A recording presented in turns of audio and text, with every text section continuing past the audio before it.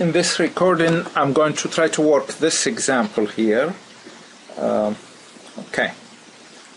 purpose of this particular question is to try to illustrate the fact that in physics, like in all other sciences, whenever you are working a question or solving any type of a problem, part of the task is to learn how to read whatever is provided to us. Now, like in this particular question, it looks like an oval. There is a lot of information in it. And the key to solving the problem is figuring out how to extract what's useful. And we can do that only by reading everything. Now, one example I use in describing this is think of your experience when you go to the grocery store. The grocery store is going to have a lot of stuff in it. Some vegetables you know, some vegetables you have never tried. But when you go to the grocery store, the only thing you are compelled to do is buy the stuff you need. You don't need to buy everything that the store offers. The same thing with a question like this question. This question might offer us information that is not really important for solving this particular problem. But still, it is there. So the key for us is to identify what's important and go from there. Okay, let's read the question. We are here helping a friend devise some challenging tricks for the upcoming freestyle skateboard competition. For example, upcoming freestyle skateboard competition. I don't think that's very useful to know in this case, but it might put things in context. It might make the problem sound more fun. To plan a series of moves, he needs to know the rate that the skateboard with him on board slows down as it coasts up the competition ramp, which is at 30 degrees to the horizontal. Now they are giving us an angle, 30 degrees to the horizontal. Usually when there is data, it might be useful, so that's why I marked it. I'm not sure if it's useful or not. We'll see. When he's traveling as fast as possible on this competition, on his competition skateboard, he stops pushing and coasts up the competition ramp. Okay? So they tell us that he stops pushing and coasts up the competition ramp, which means he's not exerting external forces anymore on the skateboard by saying he coasts up. Okay? Now, his speed then is 10 meters per second. Okay? So they are giving us his coasting speed, 10 meters per second. Then they tell us you measure that along the incline, he typically goes about 30 meters in 6 seconds. So what they are telling us here, he coasts up 30 meters up the incline. Now, what is the final velocity of the skateboard when he reaches the highest position on the incline? Okay, now after all this work, what are they telling us? This is where he's coasting, and here is our incline. And here is at the topmost position.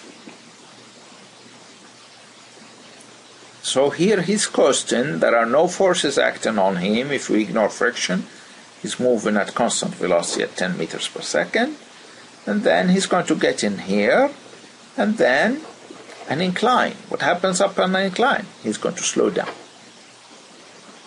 Okay, now, so he's going to slow down, slow down, slow down. At the highest position on the incline, what's going to happen to him? After moving 30 meters, what's going to happen to him? That's where he momentarily stops. Very much the same like when you toss a ball upwards at the topmost position of its flight, it's going to momentarily stop. That's what happens to the skateboard here. So actually this particular problem, for this particular question, we don't need much of the rest of the information. The final velocity is 0.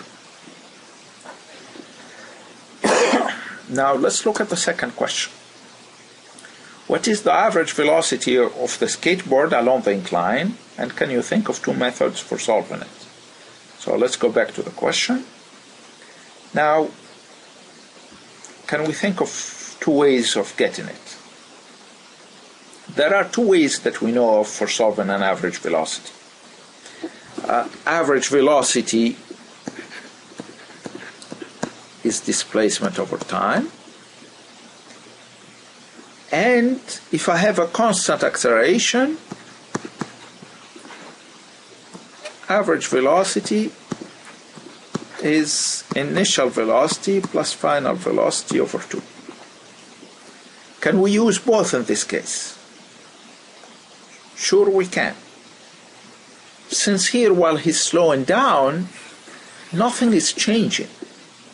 So we expect the acceleration to be constant there, meaning that we can use this equation.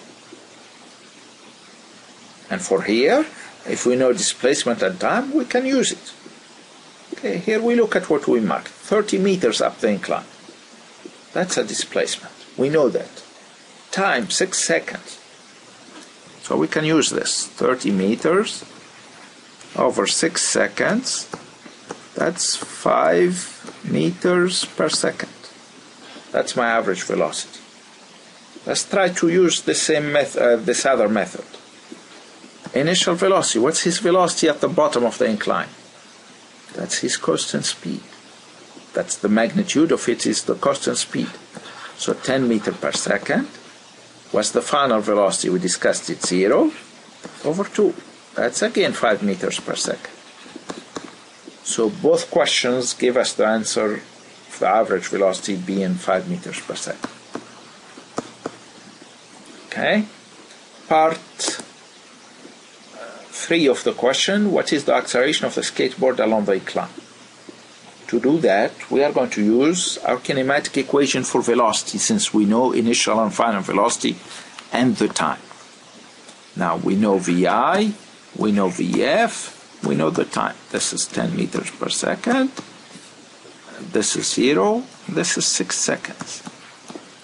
So if you recall, V is equal to VI plus AT. In this case, it's going to be 0 equal 10 meters per second plus A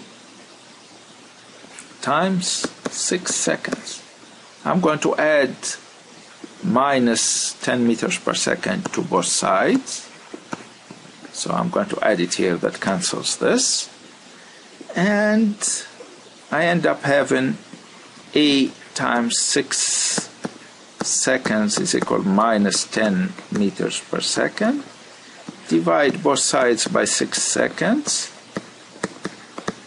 That gives me minus 1.67 meters per second squared. The minus sign tells me that the acceleration is opposite in direction to the velocity. This is minus and this is positive, telling me he's slowing down, which we know beforehand. And its value is 1.67 meters per second squared.